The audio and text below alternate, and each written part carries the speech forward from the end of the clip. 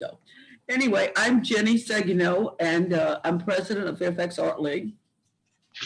And this the workshop today, as the other ones we've had, from a grant from the city of Fairfax. They have a commission for the arts, and they gave us a grant to have these workshops. And because of the COVID, we decided back in the fall to start doing them virtually. And I have to tell you, I don't know that we'll go back to in person because this has been wonderful, especially having people out of the area, people we don't know that are not members. It's just been absolutely wonderful. So we do want to thank the city. So anyway, Antonio Masi is our demonstrator artist today, and we're so delighted that he came and he's showing us his work. So, Okay, Antonio, you're on. I'm on. Yes. Well, thank you for the invitation. I've always loved to paint, especially watercolor. That's my main medium. My background is that I was originally an illustrator, worked in art field. Right now, I am president of the American Watercolor Society, and I do workshops. I paint. I was on the live watercolor. I don't know if you heard about that. Yes. We did a live watercolor Spain. I was one of 50 other watercolor artists on it. We had 1,700 people sign in for it. So it was a lot of fun. What I'm going to do today, and what I do with all my workshops, every demo that I give has a principle of art involved. In other words, today I'm going to take the principle of values and color, the relationship. Another day I would do what Blazon does. Another day I would go into values, just plain values or texture. So every one of my demos is geared towards one point and one point only, to clarify something about art. Art really is very simple. It has certain fundamental principles which have been throughout the generations all the same. Everyone just interprets them differently. But there's nothing new. A value is a value, which was 5,000 years ago, or today, it's still a value. So it's how. So at this point, I'd like you to turn on to Yes. the board. Yeah. Just before I do that, I'm going to mute everybody because, you know, we will be completely focused on the demonstration. And also for questions, we will wait till the end because we are recording this and we don't want to have lots of confusion in the middle. Okay. Thank you very much.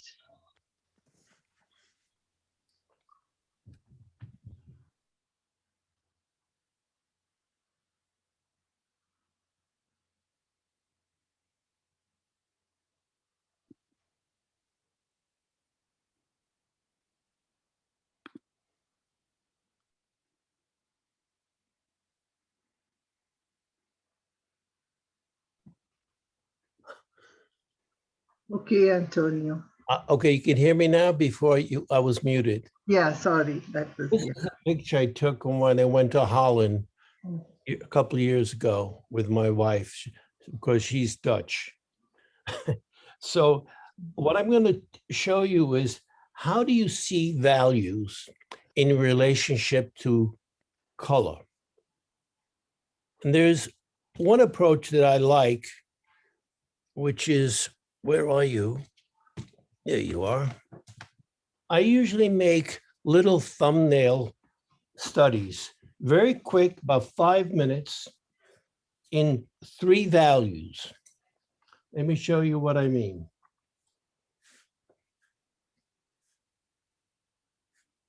I do this visually with everything I paint, but I'm going to do it here very quickly.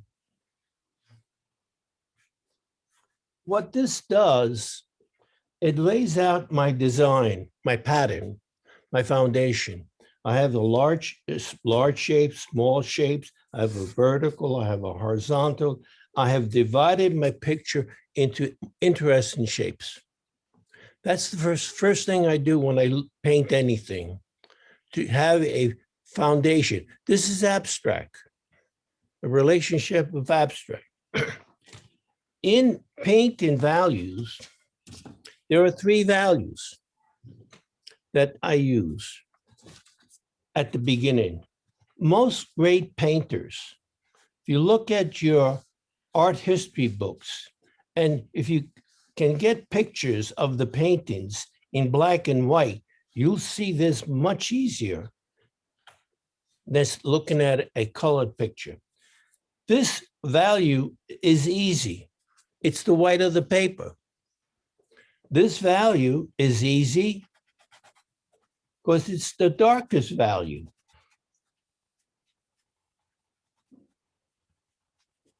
Okay, that's your darkest value. Now you just have to get something that's halfway in between. All 3-dimensional art has at least 3 values. You cannot do a 3-dimensional painting with only 2 values. That's flat. That's just a little bit darker.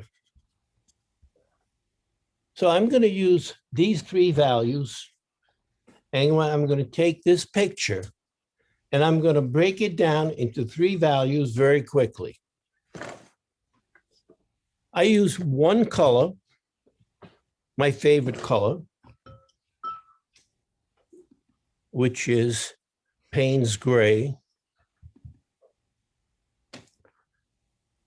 And I don't have to paint the white. It's already there. Now you say, how can I tell the values from this picture?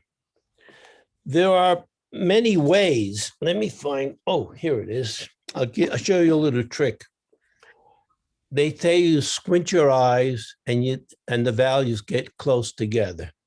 I found this, a pair of red glasses.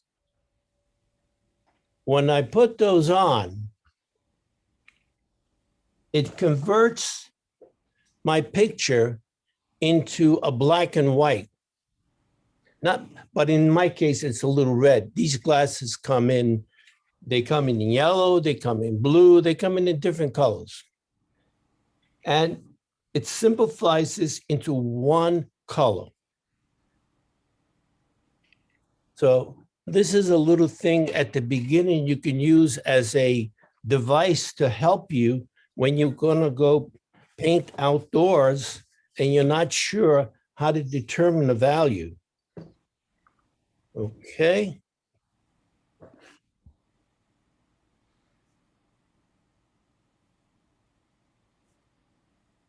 This is the middle value now, remember, that's all I'm talking about.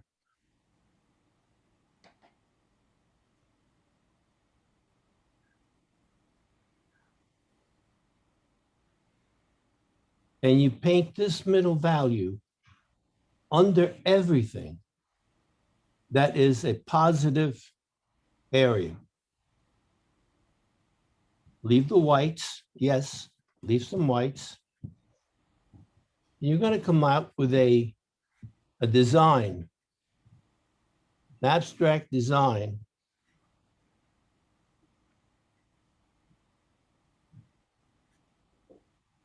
Which is going to give you, and by the way, this is very good to do outdoors. Why?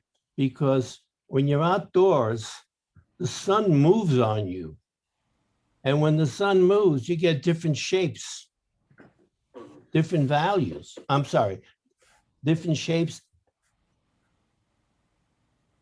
And then all you're doing is when you're painting, you're just chasing the sun. This gives me what I refer to as the base, my my guide, my Bible. Very quickly, when I was in art school, they taught us how to do this in pencil. This has to dry. And I'll use a hairdresser because time is important. Outdoors, you just have to wait.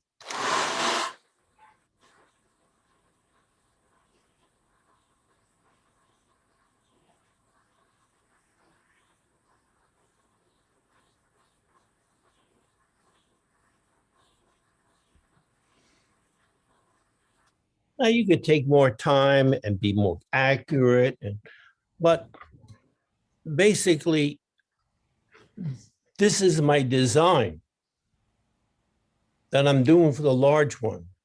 If I get away from this, I've lost my initial vision of what I want to do. The hardest thing for an artist is to stay on track and keep the same vision, the same idea in line. Because, you know, you work and then your mind starts to wander. This is going to be my reference, always. So now I'm making is the dark value. 3 values, white, the middle, and the dark. Again, if you want to really understand this better, get some art books where they have a lot of nice pictures in black and white. The old books are better because in the old days, they used to print books in black and white because color was very expensive and they really didn't know too much about it. Now, what I'm doing now, I'm painting the dark value. What is dark in this picture?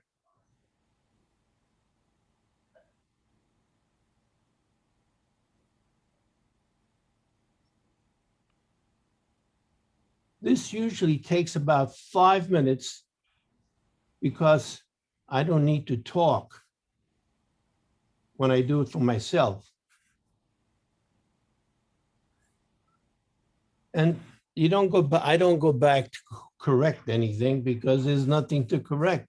This is just a quick sketch. I'll let you in on a little secret. Sometimes these little sketches come out better than the big painting.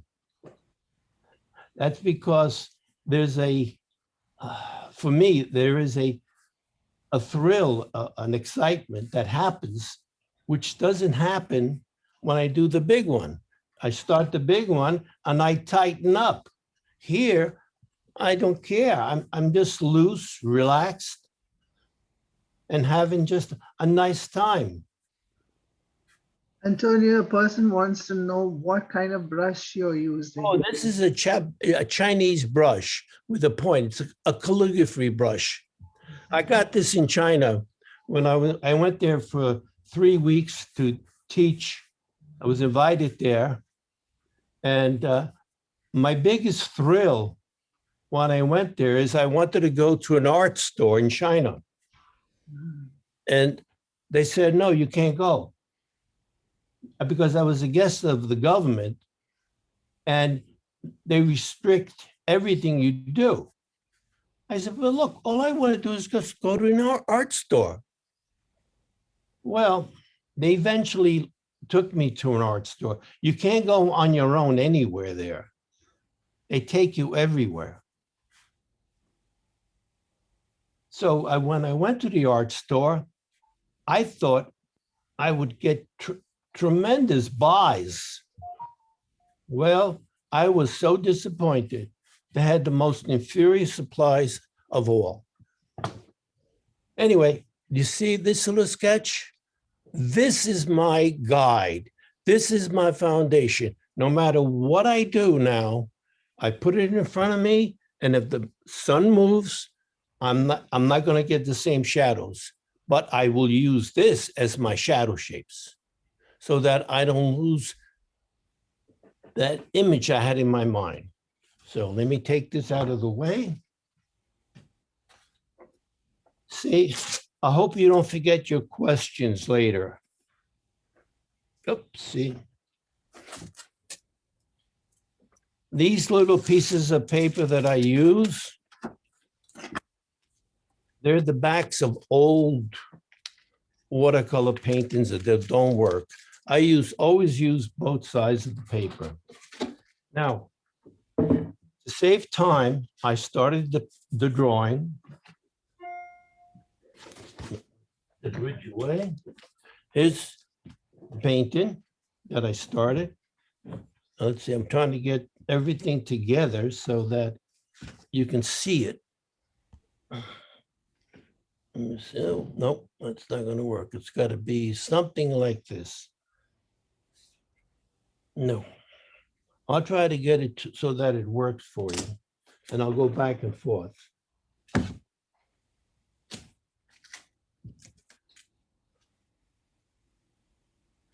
Now, the relationship of values to color. If I ask you, does yellow look like that, or does it look like that? You tell me, yes, it looks like in the light family. Great.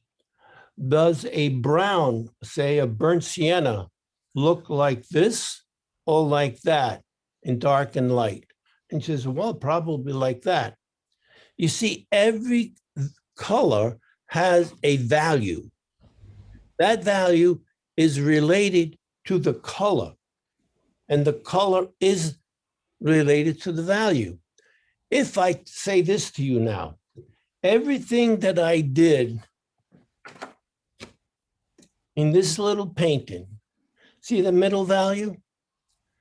I can paint any color into that middle value as long as it's the same value and it's going to work. Let me say it again because it's hard sometimes. Any color that is the same value is going to hold together and not fall apart. Most paintings that people have problems with is they're spotty. They don't understand how to keep your values together to form the masses. I will explain that a little bit further.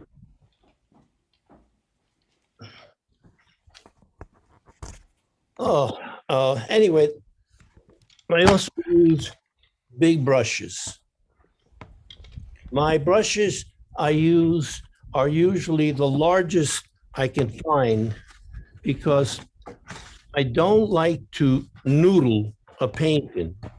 What do I mean by noodling? And that is little things. I just like to, that's just my personality. It's nothing to do with it's right or wrong. Every artist paints differently. Granted, we're all different. But let me see now. I'm going to do the light value first in the sky. I just want to give it a little bit of a touch in the sky.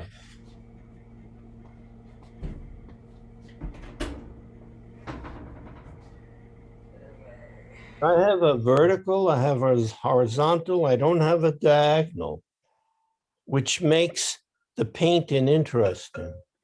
You see, I try not to copy what's in front of me. I interpret it my way. Because if I want to copy what's in front of me, I'll bring my camera and I can never do better than the camera. So I'm not after that.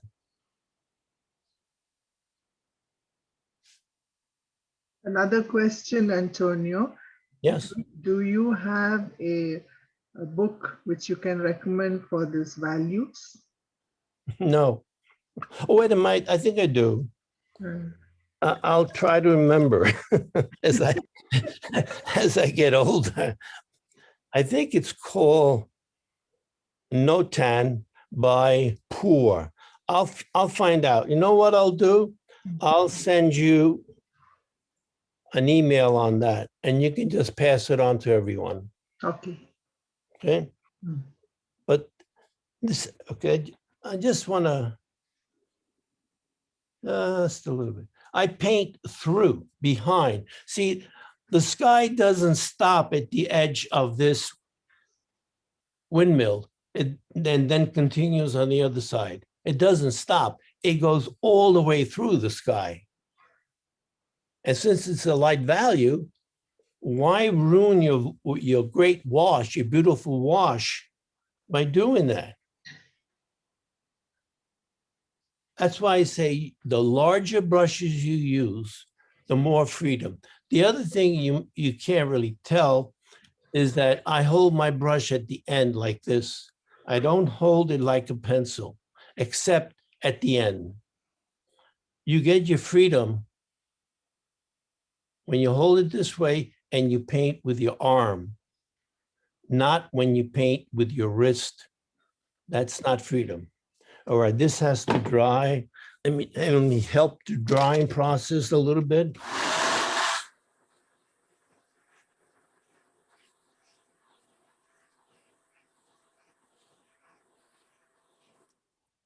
Okay.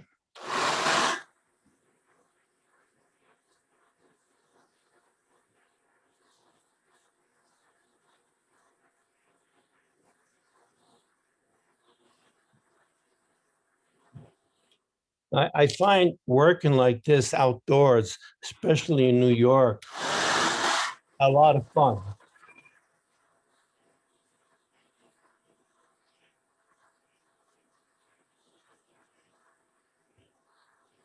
Okay. Now, by looking at the picture, if you can see it, let me get my brush out. You see, it has these tall weeds in front of the building. Well, there's a couple of ways to do it.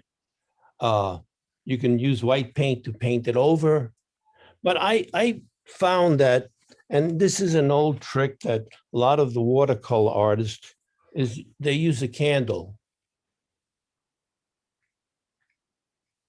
And just put a point on it.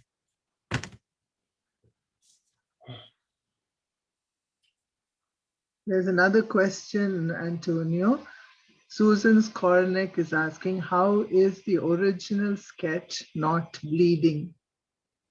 Because I use waterproof ink. Yeah, there's a whole thing I do on watercolor and ink, and it is a French painter named Raoul Dufy. It's D-U-F-F-Y or D-U-F-Y, I'm not sure. Made a whole career of doing that. So with the candle, what I'm doing is I'm painting these tall weeds. Why? Well, I don't have to mask it off. You know, you have that liquid masking, but with this, you don't. And you can't tell anything right now. I understand. But you will when we finally get to it. Okay. Interesting thing about windmills. You know, during World War II, Holland was occupied by the Germans. And there was the underground resistance. And what they did, they used the windmill, you know, the different wheels or paddles, and they turned them in certain directions. And it was a signal to the other windmill a mile away, since they could to say, this is what's going on here. They used it as an underground communication system. Very clever. I didn't know that until I got to Holland. Then they were telling us about it. Okay. I also keep a little piece of paper next to me to test the color and the value.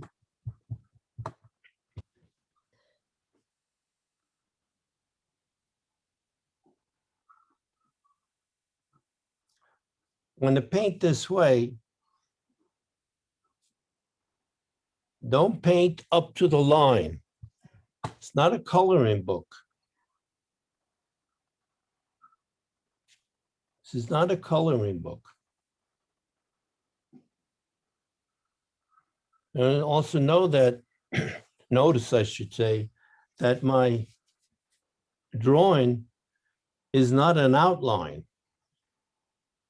It's just a quick sketch of the essential areas that I needed. Somebody says, well, how do you know where to put that line? Good question. Simple. Wherever the shadow is, the dark side, that's where I put the line.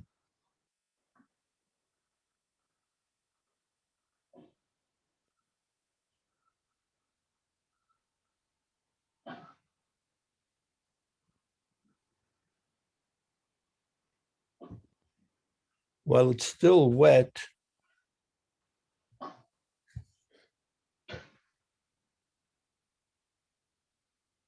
it's not dark enough yet. I don't use black. I make black out of ultramarine blue,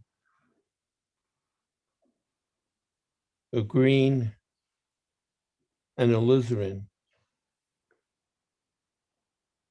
No, I mean, there's nothing wrong with black. I mean, one of the great painters, Goya, used black in the most beautiful way.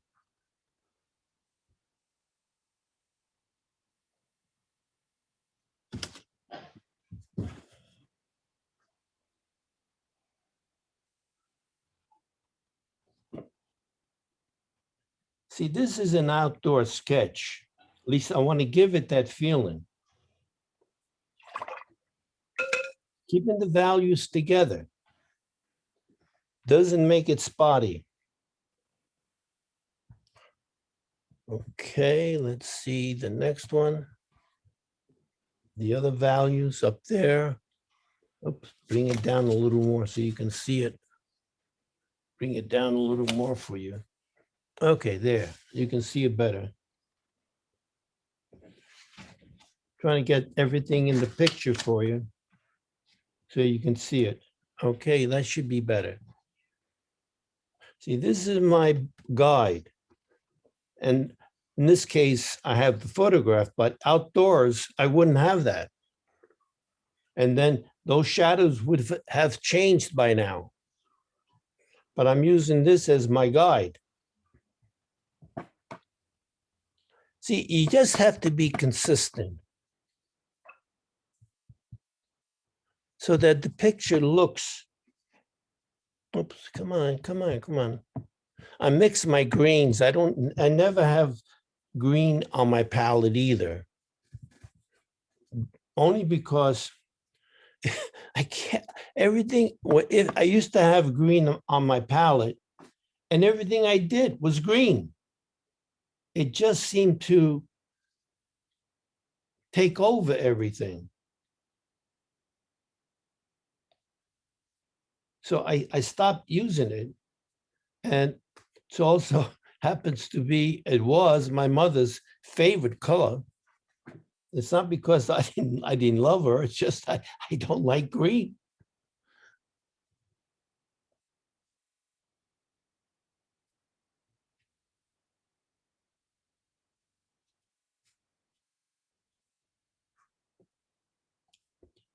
See, I paint inside the line, outside the line, never on the line, because that's a coloring book.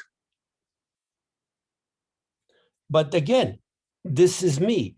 The old masters, if you look at Da Vinci's paintings, he painted right up to the line. this was their way of doing it. But they don't have the freedom.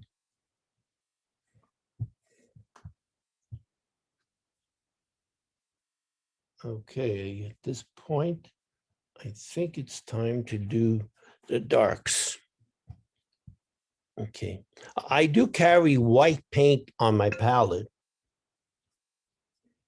And I'll show you my palette.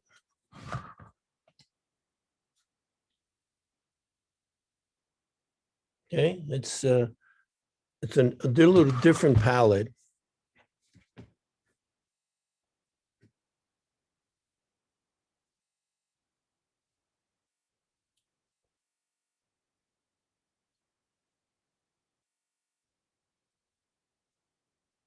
If you notice that I just try to, and it's hard to do, I will tell you, I just try to lay down one stroke and leave it.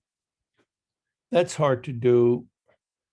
But if you have a big brush that you use, you really don't have much of a choice.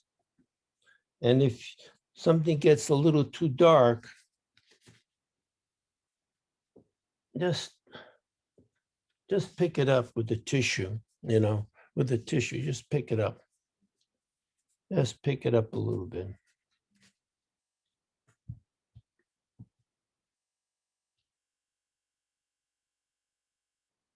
And these outdoor paintings take about an hour.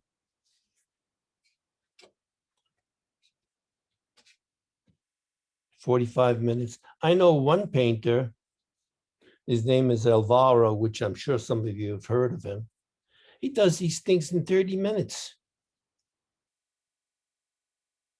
He's just, he's very good at what he does.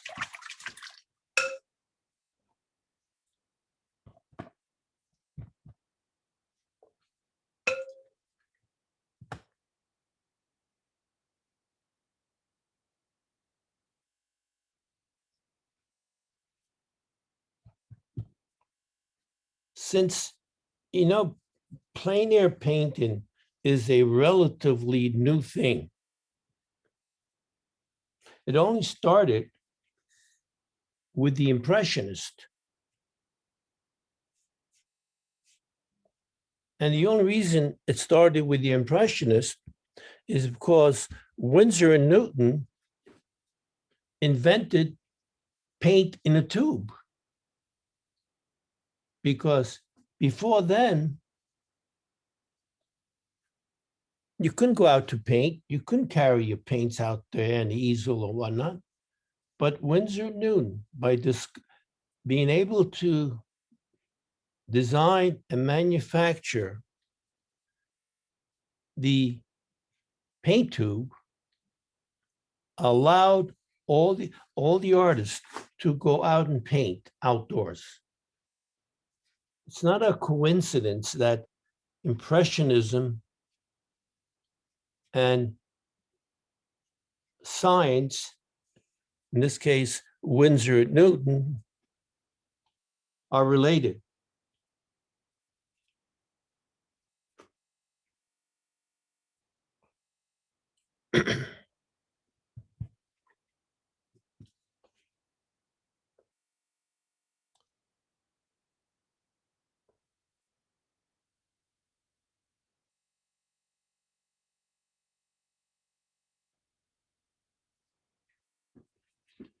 I don't know what you see there.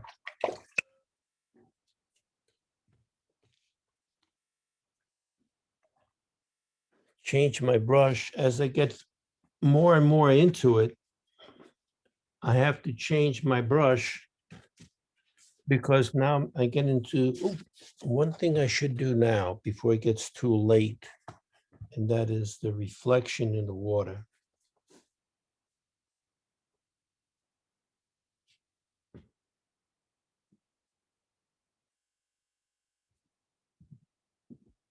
Now you see that wax now coming up down here. You see the wax. See the wax lines? this allows me not to try to paint around things.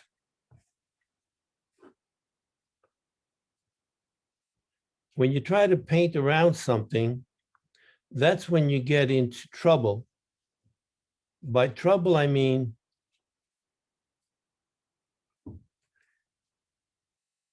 you overwork it, too many brush strokes.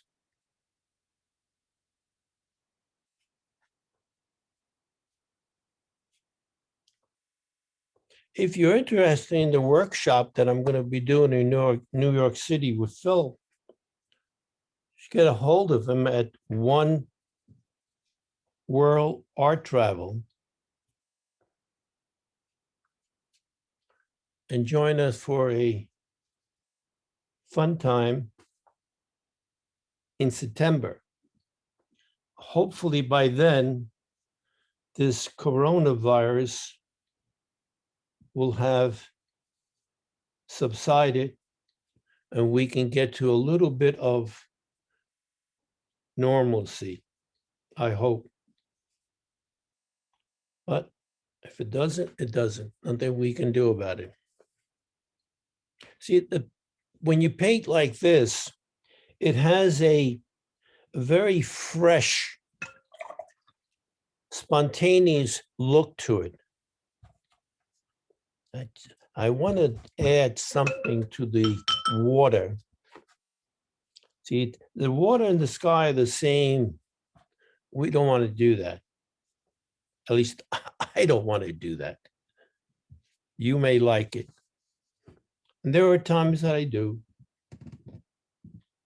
You see, this keeps this whole land mass and together.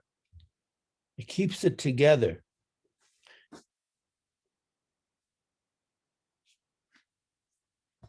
Somebody asked me, how many strokes do you need to do the painting? I don't know. As many as it takes. Let's go on, a little more.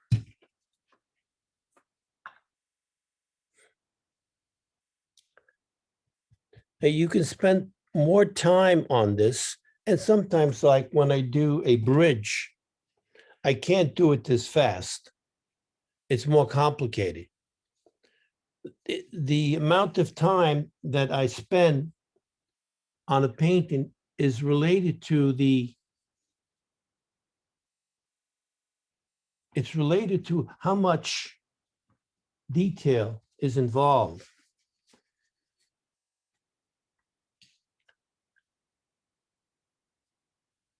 Most of my work is large, 30 by 40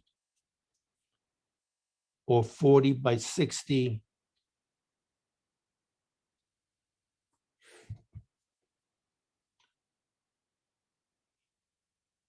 And that takes a long time. And I don't do those outdoors naturally because you can't.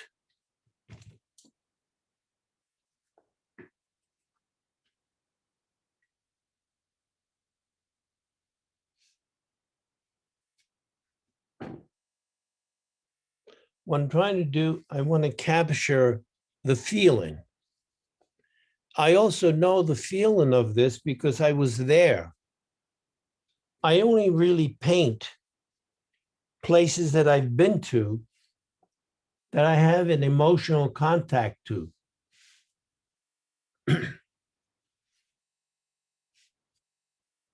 By that, I mean, as I paint this, I'm remembering the trip that I was on, and I remember the spot, and I remember what I felt when I saw it.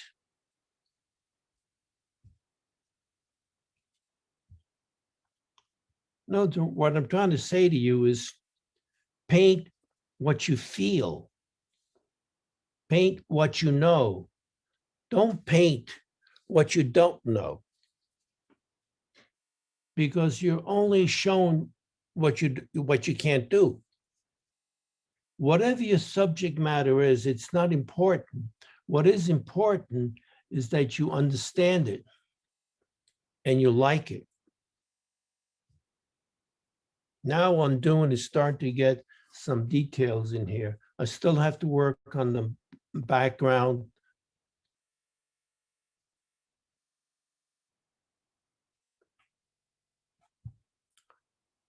The larger the painting, you usually have to have more detail.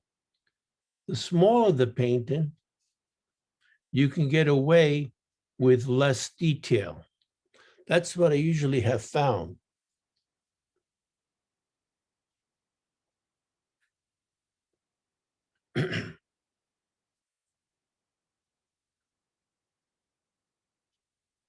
Okay, let's go a little more to the background. Also have to clean your palette, because if you want to get new colors, new mixtures, you have to clean it off.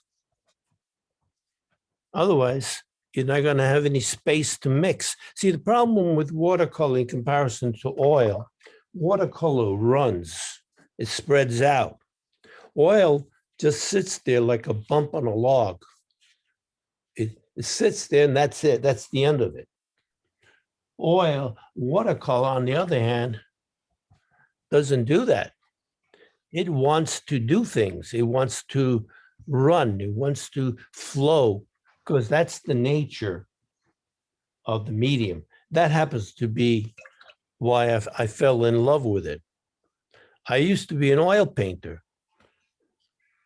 And about 2004, 2005, I said, this is frustrating. I don't like this oil. It can't do what I want it to do. And my wife, who is a painter, very good painter, said to me, why don't you try watercolor? I'm just getting some background in there to give the picture dimension, foreground, middle ground, and background. So I went to the art store, got myself a set of watercolors. I'll tell you, I have never looked back since then. I just fell in love with it. It was like a duck to water. Antonio, another question from Dee Ann. What weight paper does Antonio use? Could he show his palette one more time? Yeah, I'll show you what weight paper. This is 140 for those little small ones. I use usually 300. Like this one I did that I showed you at the very beginning. This is 300. I like the 300 much better. It doesn't buckle. See, this buckles a little bit. Now, all of these little whites, I like that. It makes the picture sparkle. Sometimes people say, no, I got to fill that in. I got to fill that in. The beauty of watercolor is the white of the paper. That's what makes it what it is. Oils can never capture that whiteness. Never. Is it a cold press or hot press paper? This is cold press. The 300-pound that I use is rough. So I use the cold press, and I don't know if later on, when you do a full shot, I'll show you something that's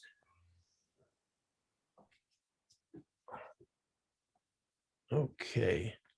Just a little more here. Another question, Antonio. What color paint is the darker color? Here? That is a burnt sienna, Payne's gray, raw sienna, and a little blue.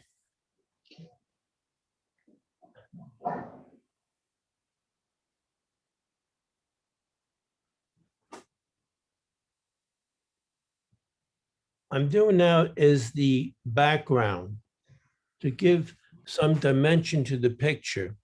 This is the far away. This is the middle ground. And then this will be the foreground. You need at least 3 planes, picture planes in your picture if you want to get a reality. This is like what they call aerial perspective.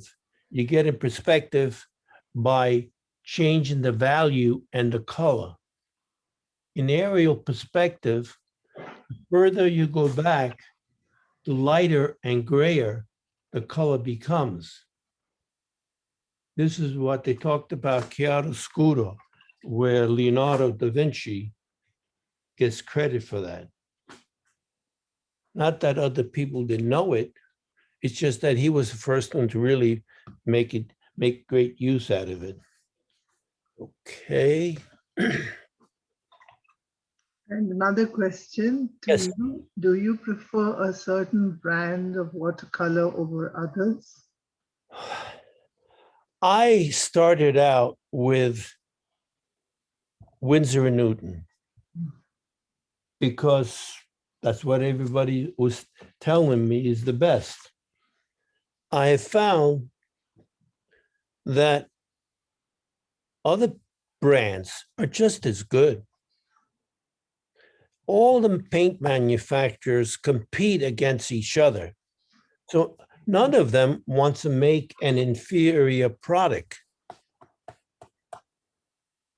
So they are really all good.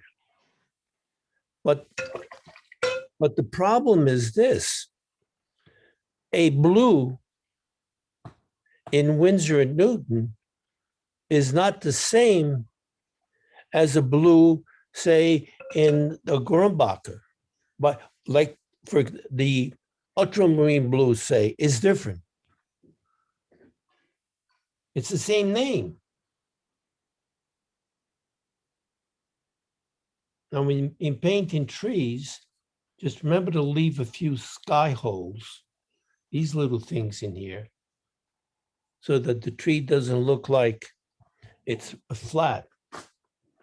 And remember, a tree is like a ball. If you visualize a tree as a ball, you get the roundness of it, the dimension of it. There's a lot of stuff we can talk about, but in an hour that I have, now see, I'm making this lighter value. I'm not sure I like it. I don't think I like it in lighter value. I think I want to make it a little bit darker.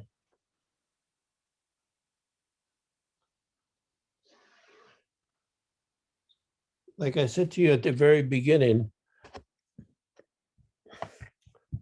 this demo today, this lesson, because all my demos are lessons, is based on values to show you that I can put any values I want in here as long as I keep them close together.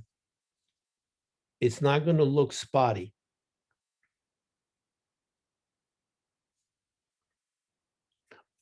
I hope to get that point across.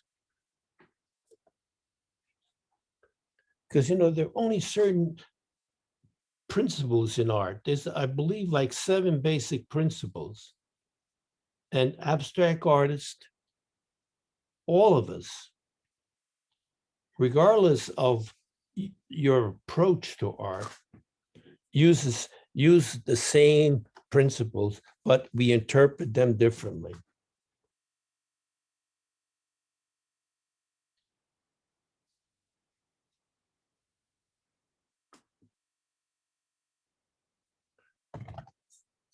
Okay, I'm looking at my time, make sure we're all on the same page.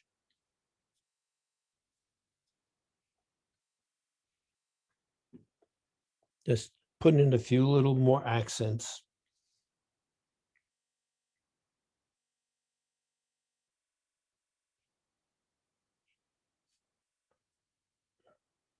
I used to do the outdoor painting out in Arizona before this COVID business came into being. Okay, let's get to the foreground, a little bit of the foreground. Can you see these whites? Those are the wax. That's the wax. That's the wax. I couldn't paint around that. I could have painted it in with white paint, but that's another story. And I do use a lot of white in my big paintings. I will tell you that. Now I'm using this little Chinese brush, calligraphy brush.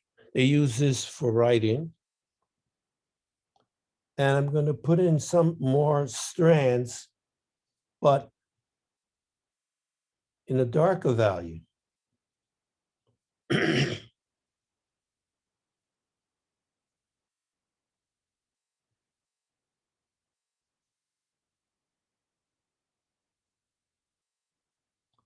Specifically, over a light area, I'm going to put the dark. And over a dark area, like here, I put the light so that you get that sparkle. I keep using that word sparkle, sparkle, sparkle. But that's the beauty of watercolor. It's subtle, it's clean, it flows, it's a live medium. By that I mean, you put watercolor down, if you're not careful, it's just going to run away from you.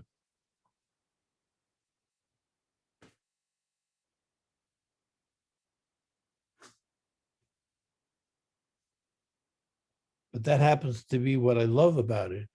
It has a mind of its own. Now, if you want to add a little more color to your painting, I mean, I used 1, 2, 3, 4, 5, 6 colors. But if you want to add a little more color to it as accents, oopsie, give me that. I keep losing my little test sheets.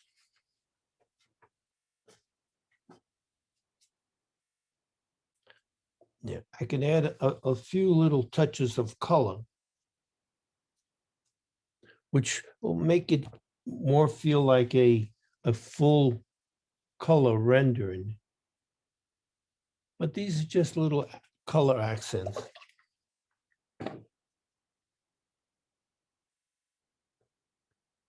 Reds is always interesting to put a little touch of it in your painting. It makes things jump.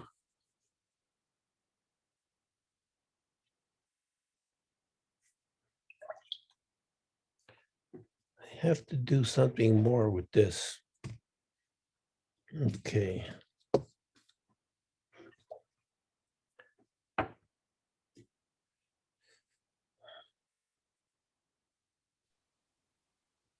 It's 12:22.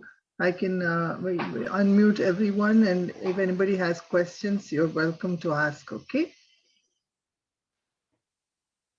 Anyone has any questions, I'd be glad to answer it.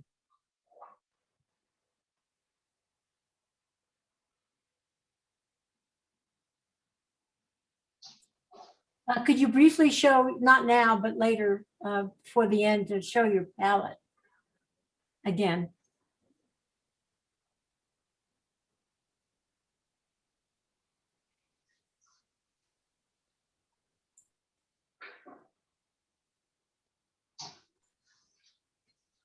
Thank you.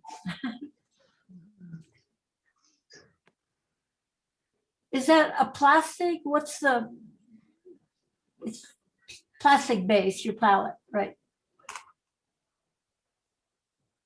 Okay. Thank you. Are you not? You're muted. You're muted. Oh. I'm unmuted. No, No, Antonio, you are muted. Now you I are. realized I was muted. Yes. This is the Possum palette. It has these little cups. I've had this palette 10 years. I never changed the paints. They stay moist and damp. You know what happens to watercolor paints? They dry up. God. So I spray a little water in them every couple of weeks if I don't use the palette, and it still keeps the same paint. So it's a tremendous paint saver. I do want to show you something else. Do you ever use round brushes? I Yes. noticed that you use flat ones for most of I it. use round brushes. I have quite an assortment of brushes. My large work, my large paintings, which you maybe can't see, I use a lot of oil painting brushes, the big ones, like this. And I'll use brushes like this, very big brushes. Like I said, my work is large, so therefore I need larger brushes. But you see what it looks like and this was my idea of what I wanted to do. And this is my reference. I think there's a glare there. That was my reference. All I did from this picture was I primarily sparkled it up a little bit. I loosened it. And my lines that I use are really where the shadow side is.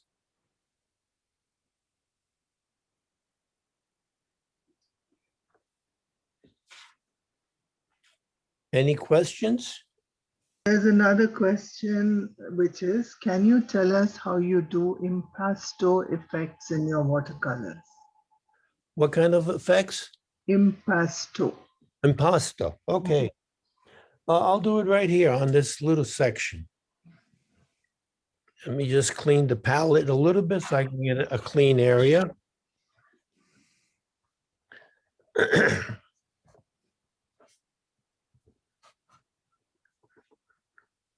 Now, impasto means thick,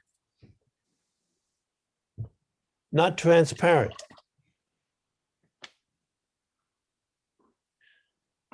I'll take, and in watercolor, if you want to make your paints thick and more like impasto, you have to use either the paint the way it comes from the tube or use a little white. If you use white, it's called body color. Body color means it's watercolor with a little bit of white added to it. Now,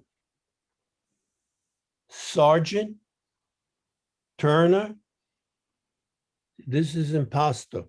It's thick. You lose the transparency, but it covers areas. In other words, let me make it a little bit lighter for you.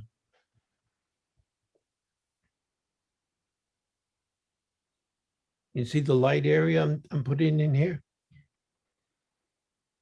I'll do another one here. The light area there, that would not happen if it was a watercolor. It only happens because it's thick, it's an impasto, and it's referred to as a body color. Now, Turner, Sargent, Homer, all our great watercolor artists have used white in their work. I use white, yes. For example, if I want to accent something, like here,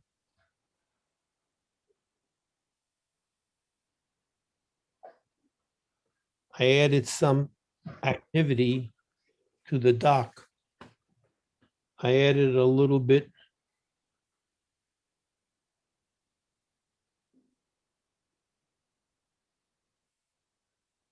A little white there. I could add a little bit of white here. Or if I want, I can make some more grasses in white.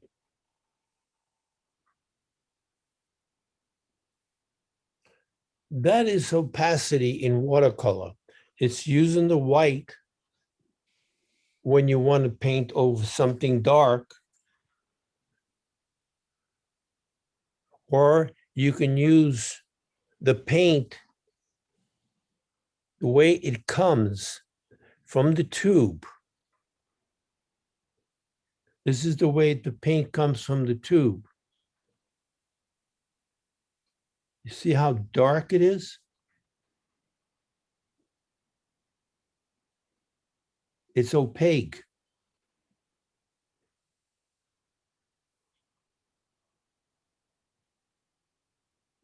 These are little dark, opaque, meaning you can't see through. The beauty of watercolor is that you see through. It's transparent. What Opacity does not do that. what kind of white are you using, Antonio? I'm using the regular titanium white watercolor. It's the designer's colors, or gouache, whatever way you want to refer to it. It's just a white.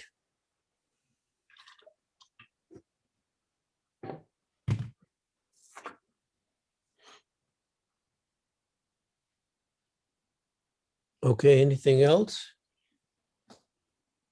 I know I owe you the name of the book, which I will get to you. But other than that, I have a question. I hope to some degree it was of use to you. Are you painting with your paper flat, Yes, not at an angle? no, it's flat, taped, and I taped it down. I tape it down because I could use push pins, but by taping it down, I get these nice, clean edges. It looks like a frame. Well, I want to thank you for finally defining what body color. I saw that written in so many books about this, or in a museum under the painting, use of body color. And I thought maybe it was tempera. I didn't know what body color was until you just now explained it. So thank you. Oh, my pleasure. I don't have anything back. I don't hold anything back. Whatever I know, I tell you. And when I don't know, I tell you that also, I don't know. It's just the way it is. But I enjoyed, doing these demos. I enjoyed talking about it. I enjoy my workshops, and maybe we'll meet in one of them down the road. Absolutely. Great. Great. Thank you. Thank you all, and thank you for inviting me. I enjoyed it. Thanks so much. Grazie, grazie mille, mille grazie. Oh, grazie tu. That's another workshop I'm doing in Sicily in 2022 in Italian. I'm there. I'm going to Sicily this September. That's why I'm afraid I'm going to miss your New York one, but we're on for Sicily 22. That's right. We're 2022. I'm doing another workshop in Sicily. That's where I was born. Yeah. I speak the language. We're going near my hometown where I was born. What's your hometown? It's called Menziuso, a small town on the hills. But we're going to be staying at a different place, near it. by the seashore. I mean, it's all seashore. It's a big island, but that's what I'm looking forward to. And this kind of painting is perfect for that. Oh, perfect. Antonio, molto grazie. Oh, prego, prego. All right. So if you want to go to any of his workshop, get in touch with Philip Levine at One World Art Travel. Got it. All right. Okay. So we'll see you in Sicily. Ciao. Ciao, Melissa. Ciao, ciao. Ciao, ciao. grazie. Bye. Thank you. Bye-bye. Is that Phil? Thank That's you. Phil. All right. Phil, Grazie. can you hear me, Phil? You can't. Yes, I can. Oh, okay. Great job, Antonio. Got me really excited. Well, I hope so. This is the kind of stuff for outdoor painting, which is a lot of fun. It's enjoyable. But my main point is this. Before you start to paint, I try to get you to have a clear picture of what you're going to do so that you don't lose track. That's what usually happens with outdoor painting. It's so much out there, you get confused. To show you how to take a section, make a little study, that this is your guide. This is your Bible. I don't know if you can see the relationship to my little sketch, what I did. You see, it works, but this has more details, more color, but it's really the same as this. What size is that paper that you did the painting on? This is a quarter, the little one? No, the big one. Oh, that's a quarter sheet. It's, I believe, 12 and a half, Okay. 15 by 12, quarter sheet, Oh, thank you. quarter sheet. Phil, it's Effie. Thank you for introducing me to Antonio. Grazie. All right, I better let you all go and have your lunch. We're on the same time frame, right? Yes. Okay, yes, great. we More are. or less. Thank All right. you. Thank you all. Thank you very Thank much. you.